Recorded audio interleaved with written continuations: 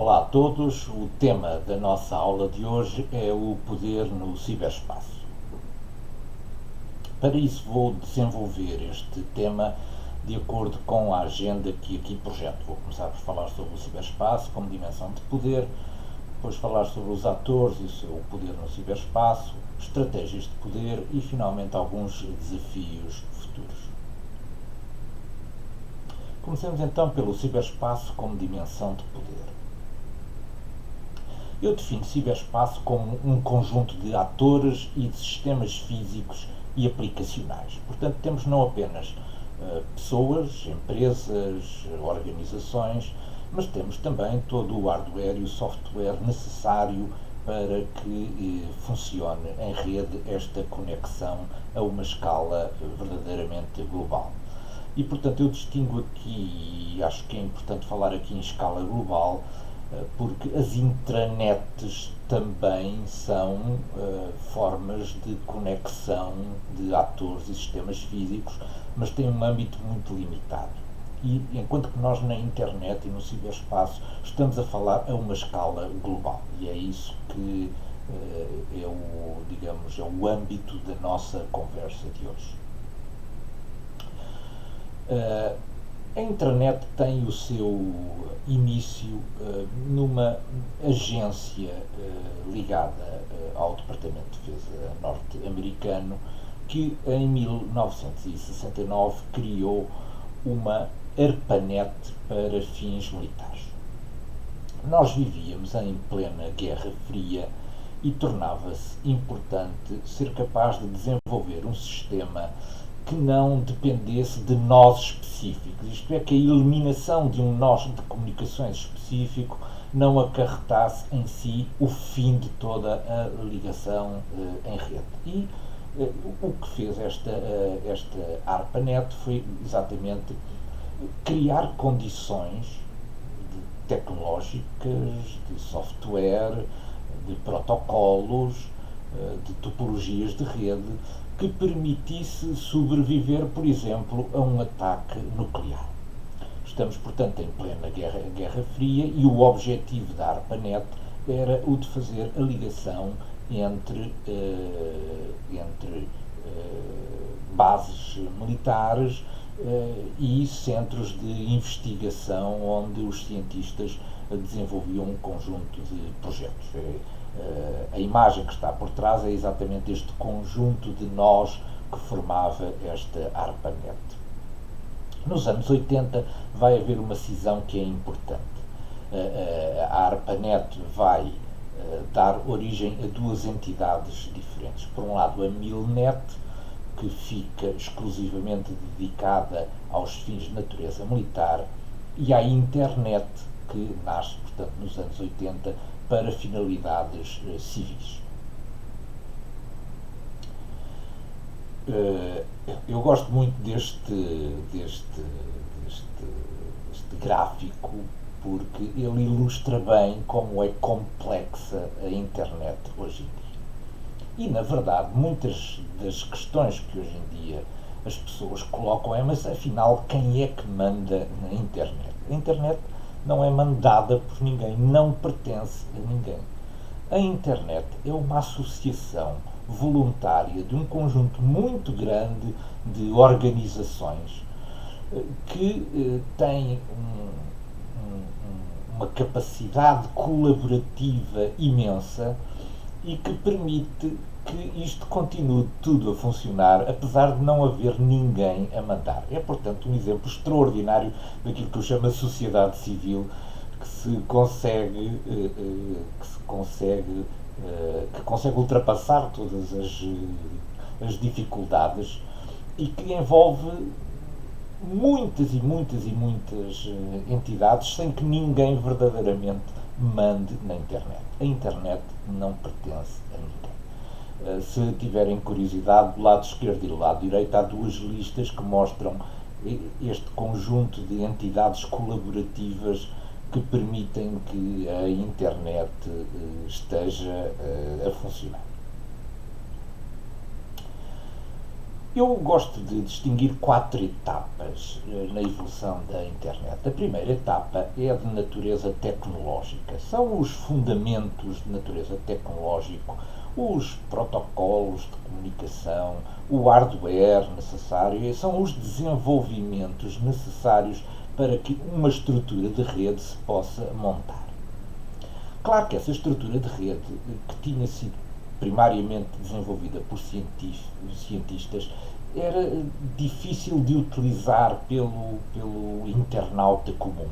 E, portanto, surge a seguir a esta etapa tecnológica uma etapa do qual um dos pontos certamente mais importantes é a criação da World Wide Web, que vai facilitar o trabalho dos internautas no acesso à internet. Temos depois, ali no final dos anos 90, o início de uma etapa social. A etapa social é o aparecimento de um conjunto de aplicações que nos permitem facilmente relacionar-nos uns com os outros. É o Facebook, é o Skype, é o WordPress, enfim, é Google, Google Search, o YouTube, etc. Estamos, portanto, na fase da etapa social. E hoje em dia estamos a avançar rapidamente, entrar rapidamente naquilo que eu chamo de etapa da conexão global, em que a internet das coisas começa a tomar conta do ciberespaço. Isto é, não são já os internautas, as pessoas, mas são os próprios objetos que dialogam entre si, que trocam entre si informação e que tomam decisões. E, portanto, digamos, estas são as quatro etapas em que é possível, talvez, dividir a internet. Hoje em dia, e esta é, digamos, uma imagem relativa a janeiro de 2021, a perspectiva digital do mundo é um bocadinho esta que está aqui. Nós temos cerca de 7,83 bilhões de pessoas e, se repararem, já há mais de 5 mil milhões de pessoas que dispõem que são utilizadores de mobile phones. Isto é uma percentagem de 66,6% da população mundial. É verdadeiramente impressionante o grau a que hoje atingimos em termos da capacidade de conexão e mobilidade. O número de utilizadores da internet é também elevado, no entanto, é inferior ao número de utilizadores de telemóveis. O número de utilizadores da internet situa-se em cerca de 60% da população mundial. E uma percentagem também já mais importante, já mais de metade da população, 53,6%, é utilizador ativo nas redes sociais.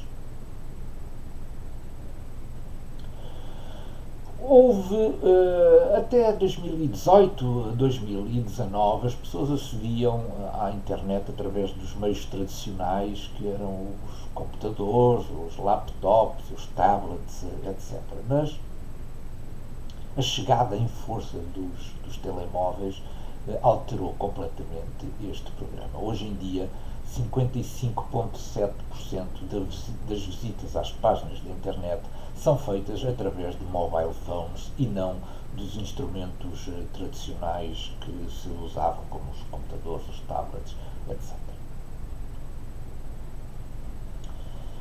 A internet também trouxe vulnerabilidades, como é evidente, e eu tenho aqui, sem ser exaustivo, aqueles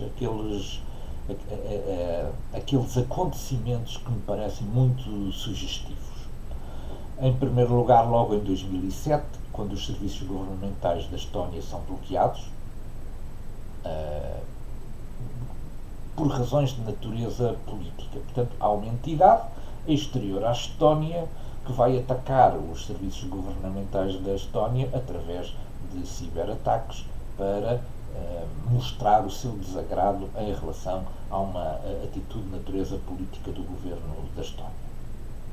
Em 2010, passamos para ainda um outro nível superior de conflitualidade no ciberespaço, porque se prova que é possível, através de ciberataques, destruir componentes físicos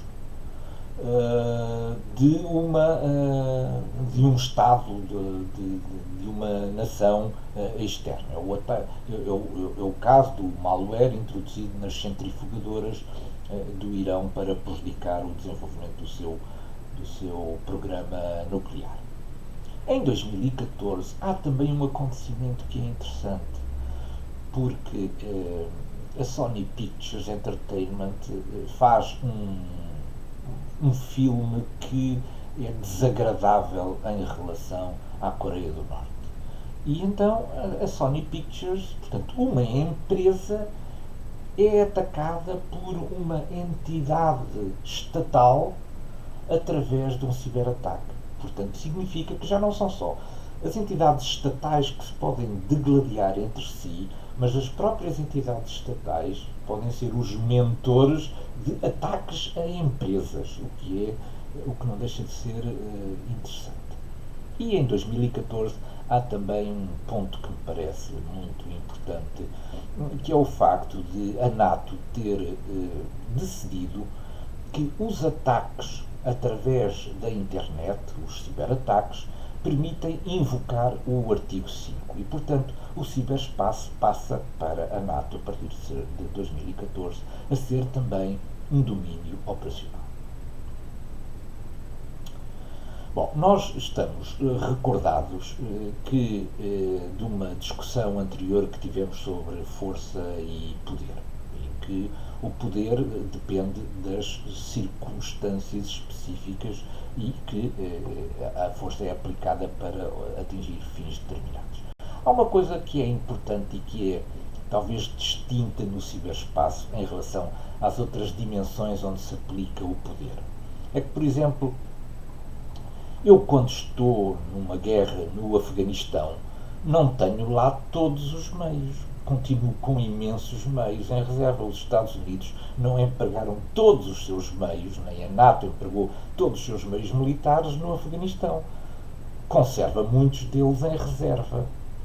Só que a noção de reserva no ciberespaço faz pouco sentido, porque os equipamentos rapidamente perdem a sua capacidade. Isto é, ninguém vai comprar um computador enorme para o ter armazenado durante 20 anos, sem o utilizar, tendo-o em reserva. Porque ao fim de 20 anos, quando eu quiser utilizar, este computador já está obsoleto. E, portanto, no ciberespaço é preciso ter a ideia de que é tudo muito rápido e que não há dispositivos em reserva. Quando se ataca, ataca-se com tudo aquilo que se tem, e quando se defende, defende-se com tudo aquilo que se tem. E, portanto, esta noção da reserva é importante porque é uma particularidade do ciberespaço em relação às outras dimensões onde o poder se pode aplicar. Uma das dúvidas que certamente já colocaram é, mas eu até aqui tenho falado de geopolítica e de geoestratégia sobre o espaço físico, sobre dimensões físicas, não é? Sobre espaços globais, ou sobre espaços regionais, ou espaços nacionais, etc. Mas sobre um domínio virtual como este do ciberespaço também pode haver geopolítica e geoestratégia. Bom, eu entendo que sim. Porquê? Porque lembrem-se que quando estudámos as definições da geografia, vimos que a geografia se preocupa com a distribuição dos fenómenos, uma distribuição desigual dos fenómenos sobre a superfície em estudo. Ora, o que acontece é que, no caso do ciberespaço, também ele não é uniforme, tem uma distribuição geográfica distinta, como eu aqui vou procurar mostrar. E, portanto, como estes fenómenos têm distribuição geográfica distinta, também importa perceber do ponto de vista da geopolítica e da geoestratégia como é que os podemos estudar. Reparem, por exemplo, na distribuição do acesso à internet das populações de acordo com as várias regiões. E encontramos diferenças absolutamente extraordinárias. Reparem que, por exemplo, enquanto na Europa do Norte, 96% da população já tem acesso à internet. Na África Central, apenas 26% da população tem acesso à internet. Há, portanto, uma desigualdade imensa no acesso à internet. E depois há, naturalmente, escalas intermédias. Podemos dizer que a Ásia anda ali pelos 60 e tal por cento, que é uma percentagem semelhante à da América do Sul, e que é nos países que nós costumamos dizer países ocidentais que o acesso à internet está é mais fácil, e há uma percentagem da população superior a 90% que já tem acesso à internet.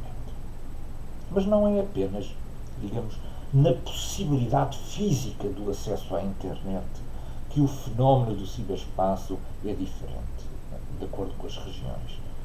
Também no acesso aos conteúdos, porque há um estudo muito interessante que estabelece escalas de 1 a 10 relativamente ao acesso aos conteúdos nos vários países do mundo. E o que podemos verificar é que naquilo que são as democracias liberais, características do Ocidente, há muito poucas restrições no acesso à internet. Isto é, o cidadão tem uma liberdade tremenda de navegar por onde entender. A decisão é do cidadão. Enquanto que nos regimes mais musculados ao Oriente, o que o Estado pensa é que não é bom que os cidadãos possam aceder a todos os conteúdos existentes na internet. E que, portanto, devem ser as estruturas estatais que decidem aquilo que interessa ao cidadão. São, enfim, perspectivas muito diferentes daquilo que é a nossa perspectiva liberal ocidental. Mas, portanto, vejam também, portanto, que não apenas há diferenças regionais no acesso físico à internet, como também no acesso aos conteúdos que estão disponibilizados na internet. Vamos ver agora o poder que cada um dos atores dispõe neste ciberespaço. A internet, quando foi criada e disponibilizada, digamos, para o internauta, para o cidadão comum, tinha uma ideia prevalecente. A ideia prevalecente era que este era um espaço virtual de liberdade, onde o internauta podia obter, trocar, colocar conhecimento. Esta foi, digamos, a visão utópica, um bocadinho utópica, mas foi a visão que presidiu à criação do ciberespaço e à sua disponibilização para o cidadão. Mas rapidamente este espaço foi ocupado por muitas outras entidades, e hoje em dia podemos falar numa visão distópica do ciberespaço. Essa visão distópica é um espaço virtual de afirmação e confrontação de poderes, sejam eles de natureza política, económica, sociais e militares, e até de ocultação e desenvolvimento de atividades ilícitas e de crime organizado. Portanto, quando olhamos para o ciberespaço, não temos só uma coisa e não temos só outra, não é? Mas já temos uma mistura destas visões utópicas da liberdade do cidadão e distópicas da confrontação de poderes num novo espaço disponibilizado, onde cada um pode afirmar-se de acordo com o poder que consegue exercer nesse espaço. No centro de tudo estão os pobres dos internautas, não é? Como eu digo, isto foi feito para os internautas, mas os internautas estão hoje em dia no centro do furacão também por culpa própria.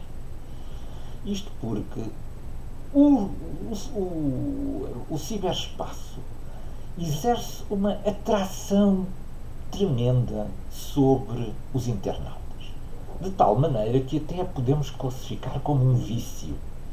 Ora, sendo um vício é uma vulnerabilidade, e sendo uma vulnerabilidade ela pode ser explorada pelos outros atores. Hoje em dia,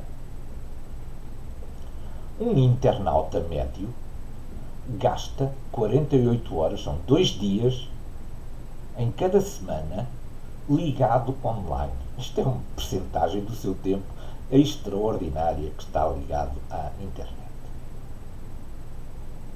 Bom, para além dos internautas, eu consigo distinguir um conjunto muito grande de outros atores. As empresas, que naturalmente utilizam a internet para divulgar os seus produtos e fazer as suas vendas online. As instituições, que basicamente colocam serviços, que disponibilizam serviços para serem utilizados pelos internautas. Os serviços de informações, que estão atentos a tudo o que se passa na internet. As Forças Armadas, que utilizam também o ciberespaço como um veículo privilegiado, quer para obter informação, quer para executar ações. Os ativismos, que procuram divulgar as suas mensagens e as suas atividades e a sua capacidade de mobilização através do ciberespaço. Os hackers, que entendem que há muita informação relevante e a que é possível aceder muitas vezes por desleixo e descuido dos internautas. O crime organizado, que encontrou aqui uma plataforma à escala global para vender os seus produtos. E aquilo que eu chamo as forças geoestratégicas, não estive aqui apenas a chamar Estados, porque para além dos Estados haverá outras entidades não estatais que certamente também estão interessados nas possibilidades que o ciberespaço dá como uma dimensão onde é possível aplicar poder. Vou agora passar em revista algumas estratégias de poder no ciberespaço. É interessante verificar que o ciberespaço é tão maleável que permite que sejam utilizadas estratégias muito diferentes para a afirmação do poder. Vamos então olhar para algumas delas sem excluir que haverá muitas mais. Tome isto, portanto, apenas como um exemplo. Haverá certamente e encontrarão certamente muitas outras formas de se exercer o poder no ciberespaço. Mas vamos ver aqui algumas que eu considero bastante interessantes. Vamos começar por olhar para dois dos atores globais mais interessantes hoje em dia, os Estados Unidos e a China. E olhamos para algumas das diferenças em termos daquilo que é a sua percepção do ciberespaço. Isto são dados muito recentes, são de janeiro de 2021, e mostram ali naquele círculo vermelho, nos círculos vermelhos, a população de cada um dos países. Como podem ver, a população da China é um pouco menos de 5 vezes a população dos Estados Unidos da América. A China e os Estados Unidos apostaram ambos nas comunicações móveis e, portanto, se repararem, quer os Estados Unidos, quer a China têm percentagens de utilização de telemóveis pela sua população muito semelhantes. Nos Estados Unidos, 106,6%, significa que há mais do que um telemóvel por pessoa, 106,6% da população utiliza telemóvel, enquanto na China 111,8%. Isto é, estão muito semelhantes em termos daquilo que é a aposta nas comunicações móveis, e o entendimento dos Estados Unidos e da China é muito semelhante nesta área. Mas o mesmo já não se passa em relação à utilização da internet. Reparem que, enquanto nos Estados Unidos 90% da população utiliza a internet, Na China, apenas 65,2% da população utiliza a internet. Isto é, a internet não parece merecer, por parte das autoridades chinesas, a mesma atenção que merece por parte das autoridades americanas. E isto também está presente, talvez em menor escala, naquilo que são os utilizadores das redes sociais. 72% da população dos Estados Unidos frequenta pelo menos uma rede social, enquanto que na China essa percentagem diminui para 64,6%. Podemos ter então aqui ênfases diferentes na forma como os grandes atores globais olham para a internet.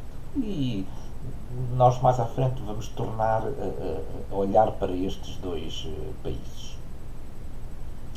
Olhamos para a estratégia dos Estados Unidos no ciberespaço. Bom, o ciberespaço não é de ninguém, como vimos. Não há nenhum governo que mande na internet. O que os governos mandam é, no interior das suas fronteiras, aquilo que permitem que circule dentro da internet. Eu fui buscar a lista ordenada do valor das empresas mundiais, calculado de acordo com uma fórmula simples, é o número de ações que essas empresas emitiram, multiplicado pelo valor médio dessas ações. E é essa lista ordenada que está aqui. Vamos olhar com atenção para esta lista. A primeira empresa em termos de market capitalization a nível mundial é a Aramco da Arábia Saudita. Não ficamos muito admirados com isto. Mas depois vejam. As seguintes são a Microsoft, dos Estados Unidos, a Apple, dos Estados Unidos, a Amazon, dos Estados Unidos, a Alphabet, que controla a Google, dos Estados Unidos, e depois Facebook, dos Estados Unidos. Isto é, os Estados Unidos possuem algumas das maiores empresas, e portanto, estas maiores empresas, leia-se, com poder de influência à escala global, através deste conjunto de empresas de natureza tecnológica.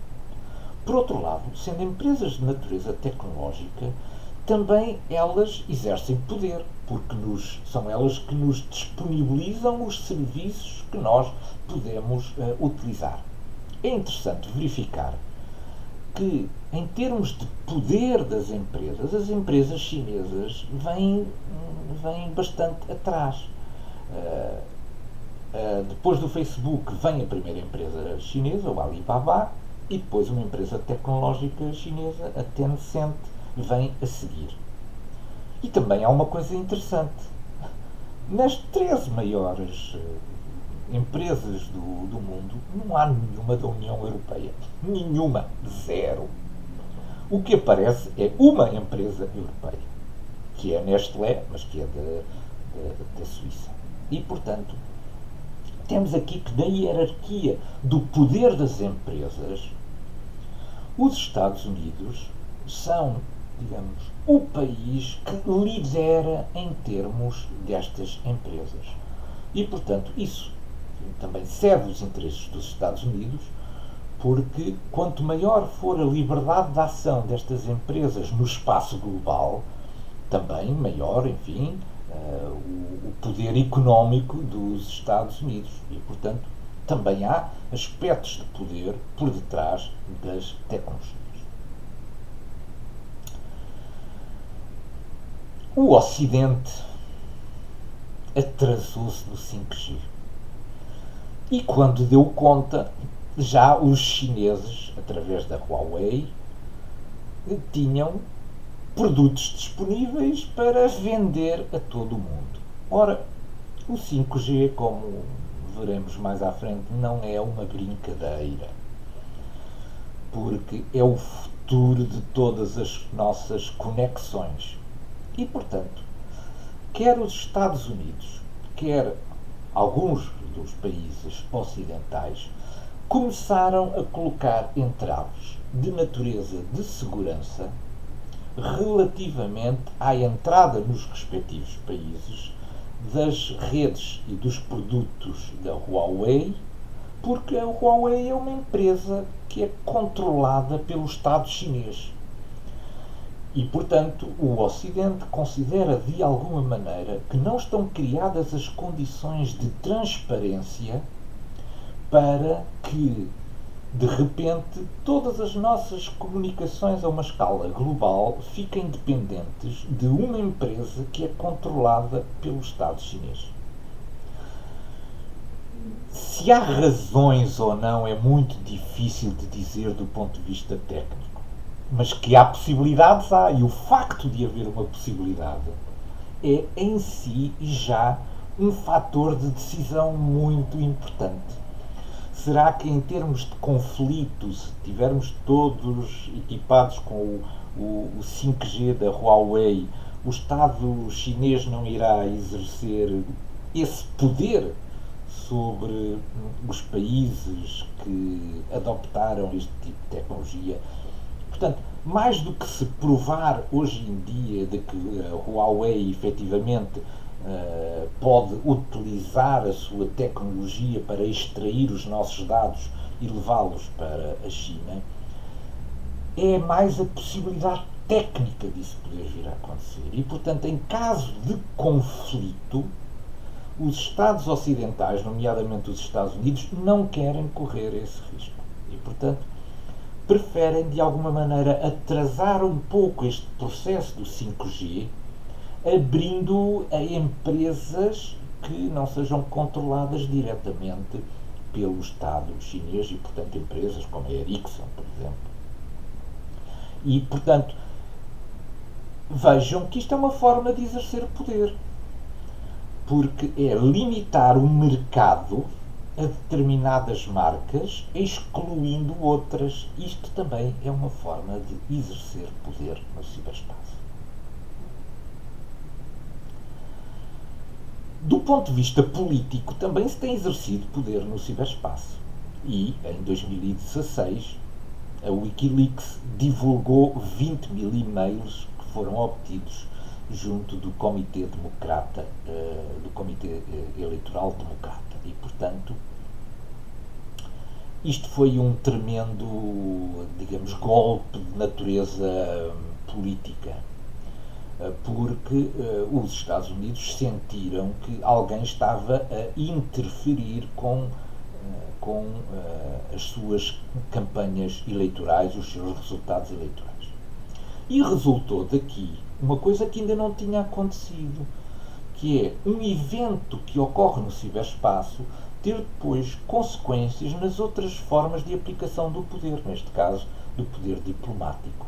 Foram expulsos 35 diplomatas russos na sequência deste caso. Portanto, isto é a primeira vez, em 2017, é a primeira vez que uma resposta diplomática desta gravidade acontece por causa de um acontecimento que teve a sua origem no ciberespaço.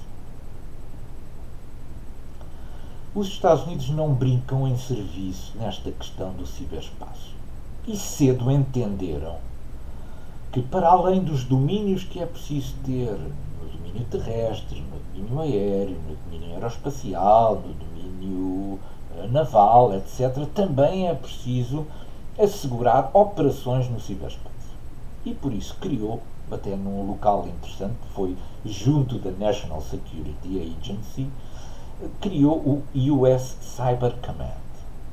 Este US Cyber Command foi criado em 2009, mas em 2018 passou ao estatuto de um dos 10 comandos unificados de combate dos Estados Unidos da América. E, portanto, é entender que o ciberespaço será também um espaço de confrontação de poder e que, portanto, é preciso estar atento e dispor das estruturas e dos instrumentos e do conhecimento necessário a aplicar poder nesta dimensão. Vamos agora olhar para a China e ver o seu entendimento sobre o poder no ciberespaço. Eu gosto muito desta frase produzida nos anos 80 de Deng Xiaoping. Não sei qual é exatamente a fonte, mas a frase é tomada como existindo e sendo certa. E ela exprime um certo pensamento. E dizia Deng Xiaoping: se abrirem uma janela, há duas coisas que vão acontecer. Vai entrar ar fresco, mas também vão entrar moscas. E, portanto, isto define de alguma maneira a filosofia que está por detrás daquilo que se convencionou chamar de Great Firewall, isto é, a grande muralha defensiva cibernética da China. E ela atua em três grandes áreas. A primeira área é a área da censura de conteúdos.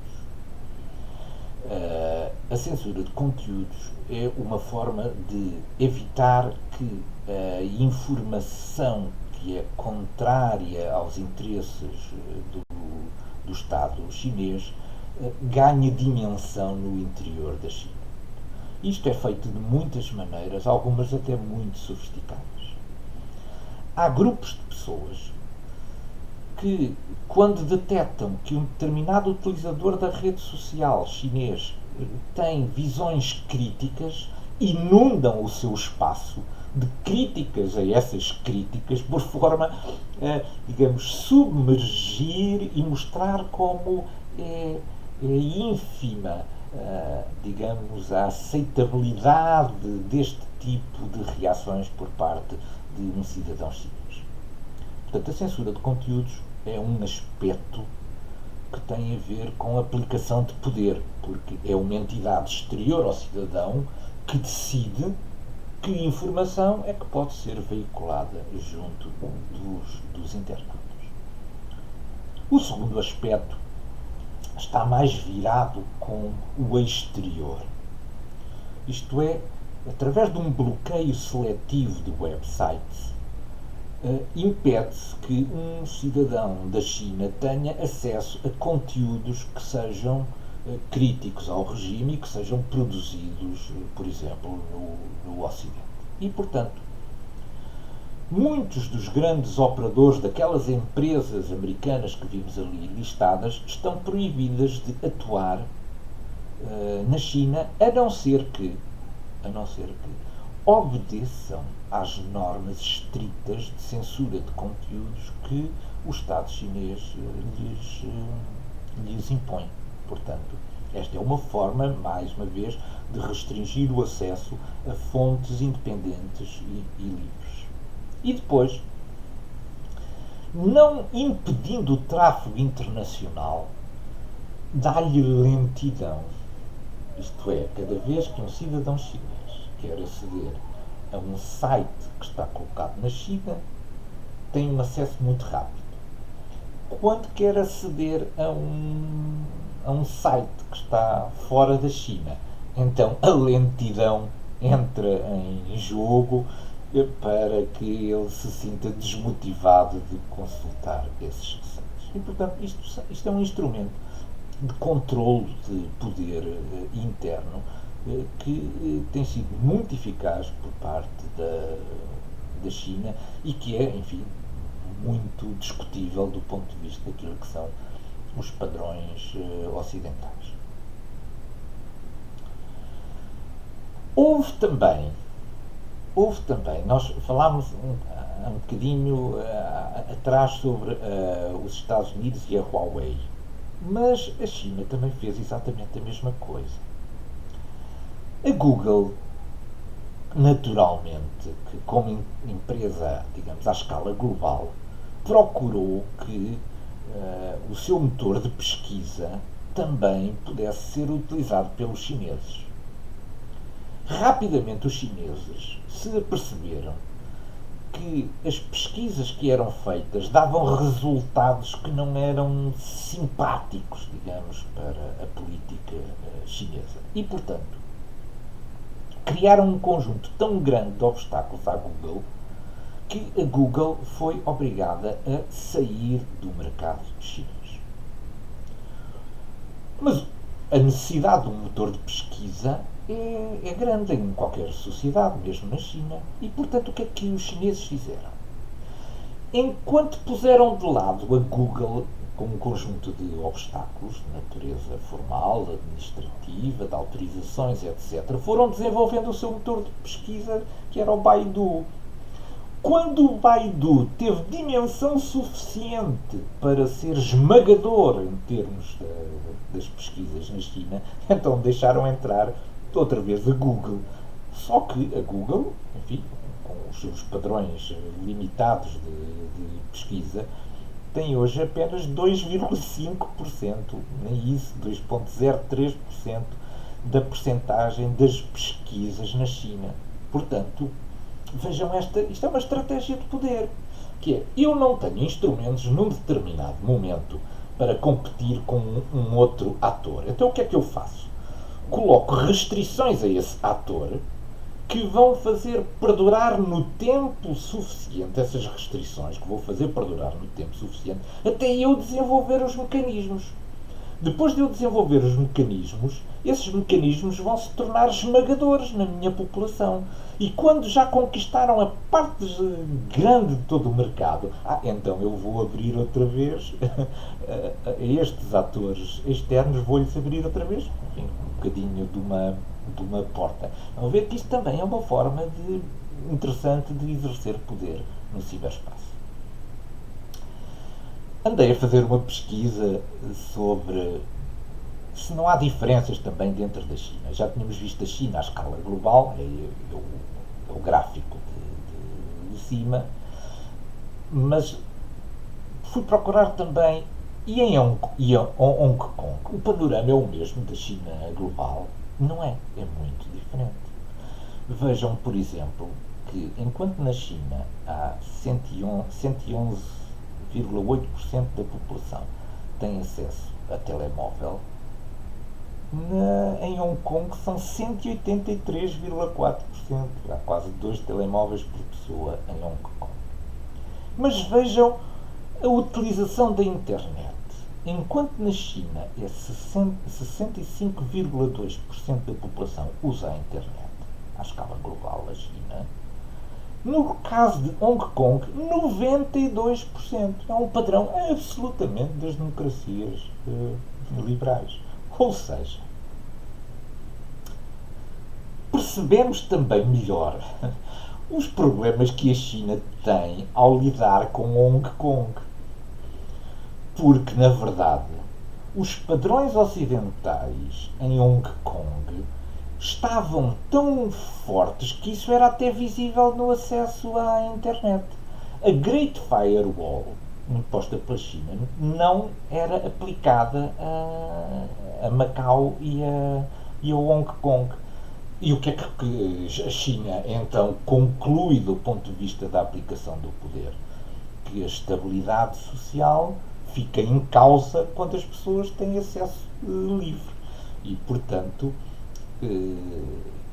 vai certamente encontrar um conjunto de instrumentos de poder para também impedir que toda esta população que utiliza a internet em Hong Kong possa ter a liberdade que até hoje em dia usufruiu. Muito interessante ver que estas questões das mobilizações sociais, etc., dentro da China, dependem também, ou estão também intimamente relacionados com a liberdade de acesso à internet. Há, no entanto, aspectos mais complicados e a China pode até tornar-se um exemplo para vários Estados em que têm do poder uma visão centralizada. Na China começaram-se por desenvolver os perfis financeiros das pessoas e isto era feito à escala, digamos, global da China. Isto não é nada de novo, não é nada que nos países ocidentais também não se faça. Eu, quando vou a um banco pedir um crédito, há uma lista que os bancos consultam sobre Se eu sou bom pagador ou não sou bom pagador em relação aos créditos que do anterior assumi. E na China também se começou por fazer este perfil financeiro. Esta pessoa merece crédito ou não tem pago os créditos que do anterior foi constituído. E, portanto, havia, uma lista negra de pessoas não confiáveis. Essa lista, enquanto que, do ponto de vista do sistema bancário ocidental, está restrita a sua consulta aos operadores de natureza bancária, no caso da China, essa lista está online. Significa que uma pessoa pode ver se vai vender ou comprar o automóvel a alguém, se essa pessoa está ou não está na lista negra. E depois de estar na lista negra, para sair da lista negra é bastante mais complicado. Bom, mas aproveitando esta experiência dos perfis financeiros, está a lançar-se na China, não está concluído à escala global da China, mas já está em projetos piloto ao nível das grandes cidades, que é aquilo que se chamam os sistemas de crédito social. Na verdade, é classificar os cidadãos de acordo com o seu grau de cidadania, o que quer que isso queira dizer. Alguns exemplos. Atravessa a rua fora das passadeiras. Bom, isto é grave. Arrisca-se a ver a sua imagem publicada em outdoors com a sua identificação e a dizer que o senhor costuma atravessar as ruas sem ser pelas passadeiras. Portanto, há uma espécie de humilhação pública por estes atos que são considerados atos contra a cidadania. Não vai visitar os pais idosos, pois isto também pode merecer um descrédito de natureza social. Ouve a música muito alto, ora, aí está mais um ato que não é de grande cidadania. E não utiliza a reciclagem convenientemente, ora, aí está também um ato que é condenável em algumas cidades. Ou seja, quais são os castigos para isto? Os castigos são complexos. Por um lado, aquele que eu já referi, da humilhação pública. Depois, vai tentar marcar um hotel e vão-lhe dizer que o senhor não pode marcar no hotel porque pertence a uma lista de pessoas que não são bons cidadãos e, portanto, não têm acesso aos hotéis e quer ir em viagem, pois também não lhe aceitam as reservas para a viagem. Mas, quer ir de avião, pois não, você não é um cidadão adequado para andar de avião, vá de comboio. E quando tenta ir de comboio rápido, vai verificar que também essa lista o pode impedir de entrar num comboio rápido. Vai ter que ir num comboio, fazer a viagem num comboio regional que demora horas e horas a ir de um lado para o outro. Portanto, estamos aqui a criar, com a tecnologia hoje em dia disponível do reconhecimento facial, das bases de dados a nível global, a capacidade de os Estados exercerem um poder sobre os cidadãos que até aqui nós pensávamos que era inimaginável. Os sistemas de crédito social estão a ter algum sucesso na China, são já utilizados em várias cidades e isto pode constituir um protótipo que, do ponto de vista daquilo que são as democracias liberais ocidentais, colocam sérios problemas em relação àquilo que é a privacidade das pessoas. Vejamos agora uma outra abordagem também de poder no ciberespaço. O caso russo é um caso interessante também.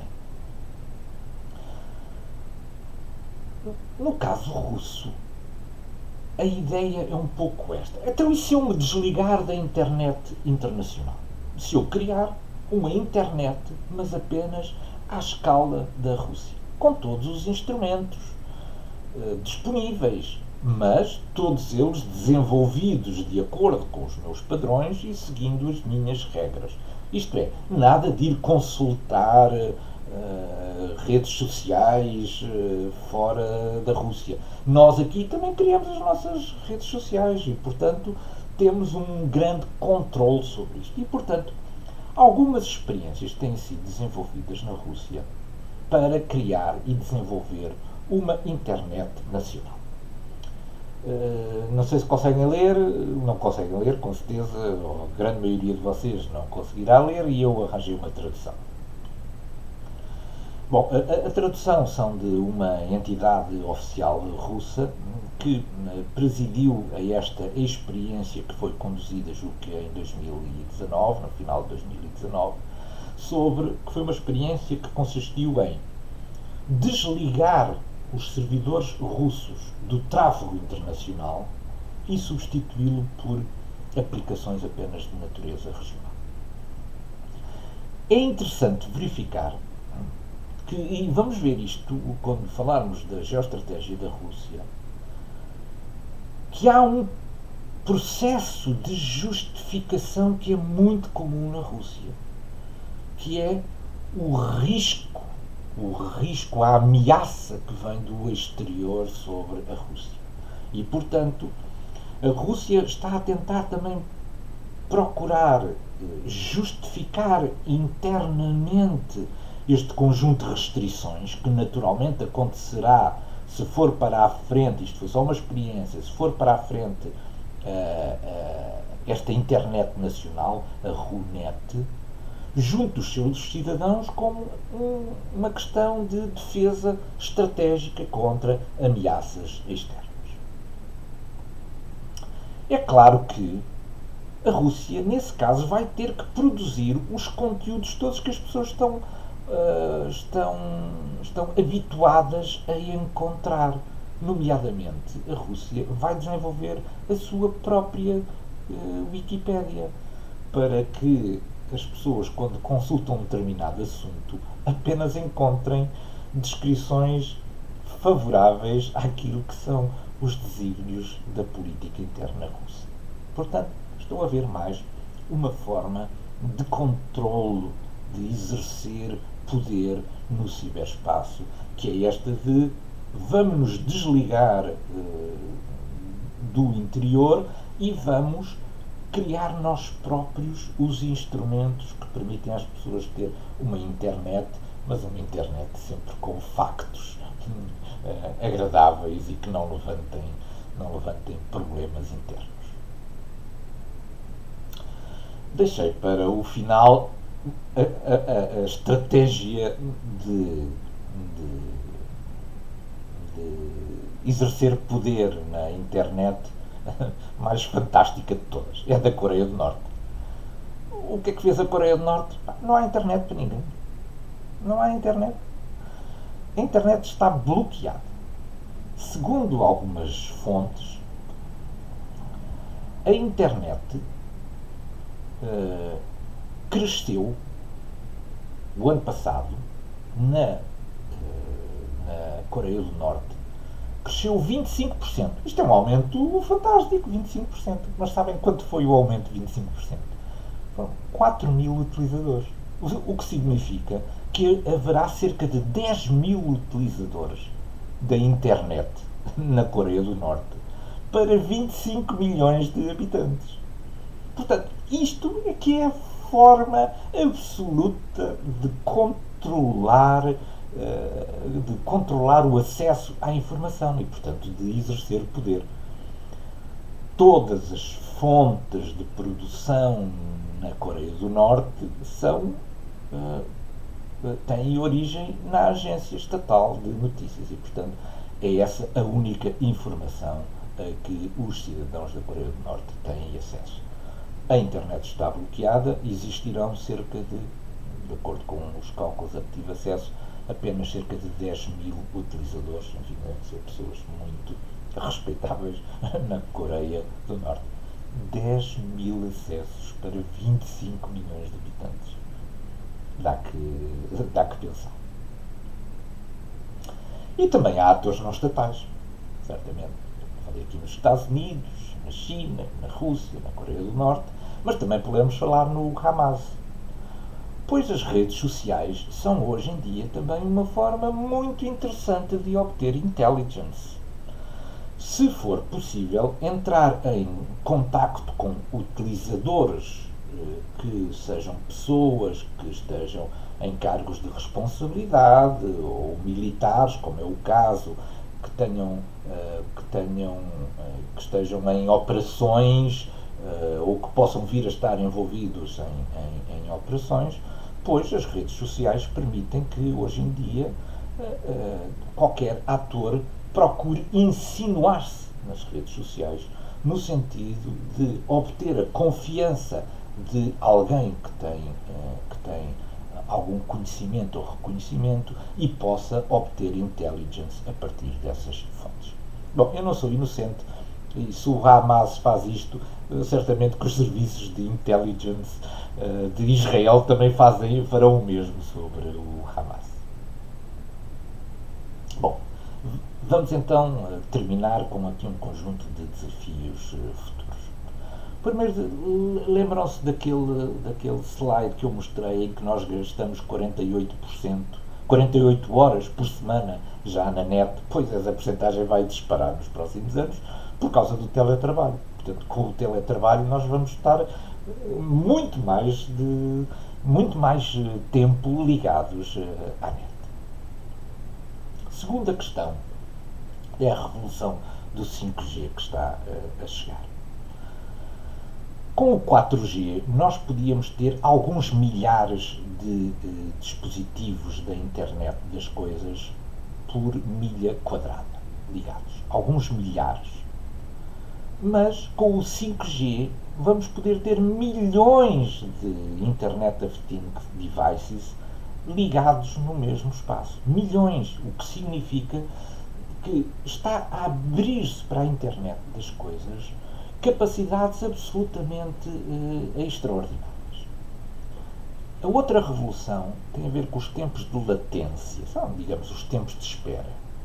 Eu até aqui, com o 4G, com a tecnologia 4G, demorava cerca de 50 a 100 milissegundos a obter uma resposta no outro dispositivo. Isto é, eu dava uma ordem num dispositivo e havia um tempo de latência de 50 a 100 milissegundos.